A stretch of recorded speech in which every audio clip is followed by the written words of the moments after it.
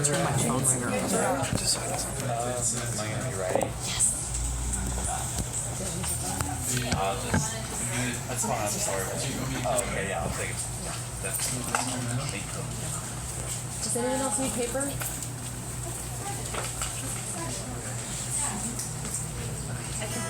I'm gonna keep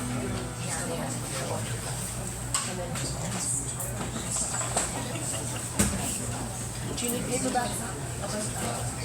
Do you need paper? An exercise we're gonna do. Oh, sure. Yeah. You're welcome.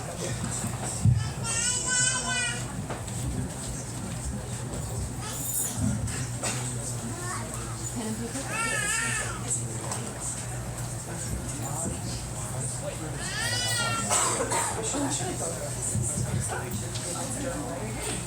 Good evening, everybody. Thank you very much for coming out. My name's Ry Beckman.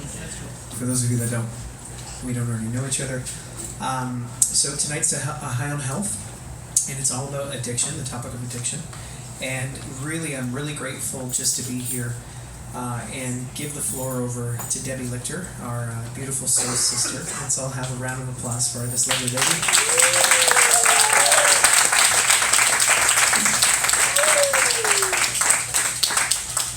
I have an official bio for her, but then I'm gonna start off by sharing from the heart what I've kind of experienced. So when Debbie and I first got together, it was as a very insistent urging from our mutual friend Jess Johnson, which was awesome. And Jess was really excited for us to connect, and we'd never connected. And I've lived here for about 2 years now. And I found out that she works with addiction.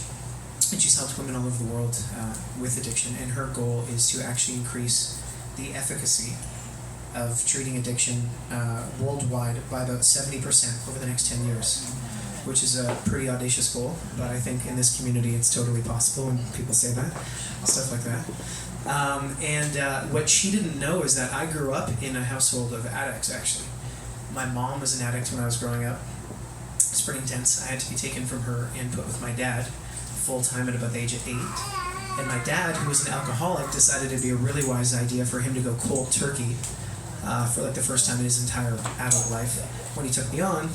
And so he became what I later on found out was kind of like a dry drunk, which is something that I learned through. So my niece and I, who are kind of like more like brother and sister, we kind of joke about it because my sister was an alcoholic and an addict, 2 of my older sisters, and my mom. So they were both going through the programs when we were growing up. So we probably attended like over 100 Alcoholics Anonymous or NA meetings by the time we were like in our mid-teens. And so we joke saying like we probably were already treated somehow throughout that process. So, fortunately, we weren't affected. We were probably the first generation affected. I actually think a lot of it has to do with the fact we knew how to process our feelings, and we knew how to, deal with stuff. And we'd heard so many people tell so many of their stories and how they worked through it. And we knew that you have to do the work, and we could quote stuff from these programs. It's kind of bizarre, but we knew that there was a lot of internal work that needed to be done. So when Debbie broached that to me, there's a lot of serious stuff that goes down in every community. In everyone's household, and even right here in our most paradisiac, perfect community that I could ever possibly imagine, there's problems with addiction. And there's loved ones and friends and family members, and there's huge, in my opinion, confusion around what to do. And it's really, really rad that someone like Debbie knows what to do. It's like, you do this, you do this, you do this, and she's been able to help a lot of people with it. So I just wanted to thank Debbie. I think she's a rock star in our community, and I think everyone that she's invited here, I'm sure is, and I'm looking forward to getting to know them more so. But she's just such a champion for the greater good of the world, which is a subject that very few people want to touch on, and yet it affects pretty much everyone's lives, right? So with that, I will read you her official bio, but I just really love her, and thank you very much for all coming out here to support her, and thank you, Debbie, for everything you're doing. Okay.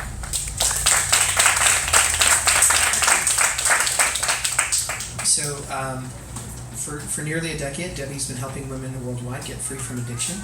As an expert in the health and fitness industry with 20 years experience, a recovered addict, and a healing channel, Debbie has discovered the formula to truly getting free from addiction and is on a path, like we talked about, to increase the success rate of recovery worldwide by 70% over the next 10 years. And it's her mission to transmit a new vibration of healing on the planet that heals addiction once and for all. So, Debbie, thank you very much for everything you've done.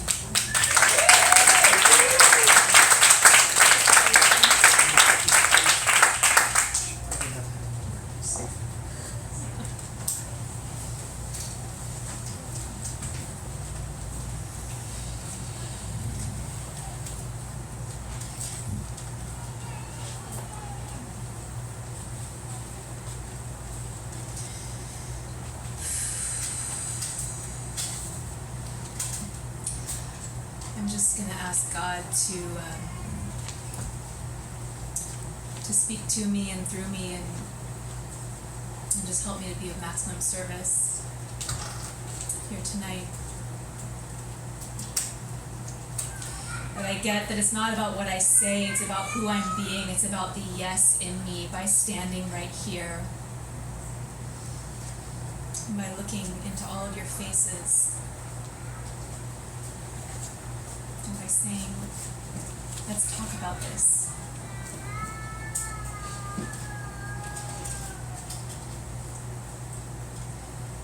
That is a conscious community that is here to raise the vibration on the planet. It has to start with us getting really honest about where our own internal incongruence lies. Do you agree with that?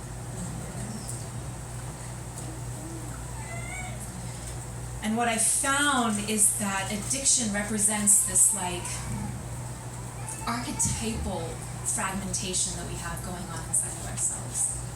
This deep, deep separation. At the deepest fundamental level, when we're dealing with addiction of any kind, it's an abandoning of the self. It's a forgetting of the self. And what I've found in my own journey and in working with women all over the world and with seeing thousands and thousands of addicts, I've really, really seen that the journey of addiction is one of coming back home to ourselves. That's all we're here to do. Come back home.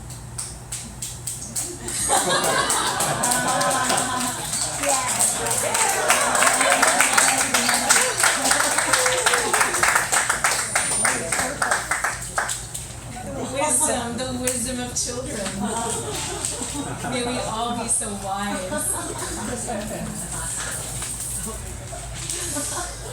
So what I'd like to do tonight is I'd love to create a container. Because I really see this as a sacred container. I see all of us showing up in our yes. And showing up to be the anchor points of this very healing vibration that's going to create a ripple of healing addiction worldwide. And so in order to create that container, I just wanted to kind of go over a couple of agreements. Is that okay? So I want to talk about sacred confidentiality. And I want to also preface that by saying you can repeat anything that I've shared. Please do. And but I am going to have some opportunities tonight, a couple of opportunities where I'm going to encourage some interactions and some sharing, some partner sharing and things like that. And I'm hoping that we can all just get on board with just creating a sacred container of confidentiality. Can we all do that? Go ahead and just raise your hand. Awesome. Thank you. Beautiful.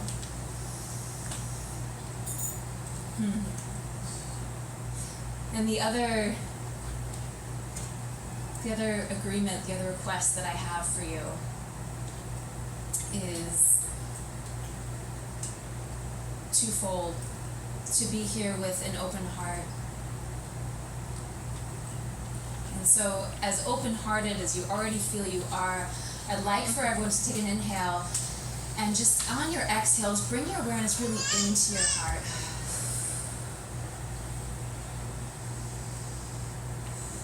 And as you open your eyes, imagine just listening from your heart. That feels better.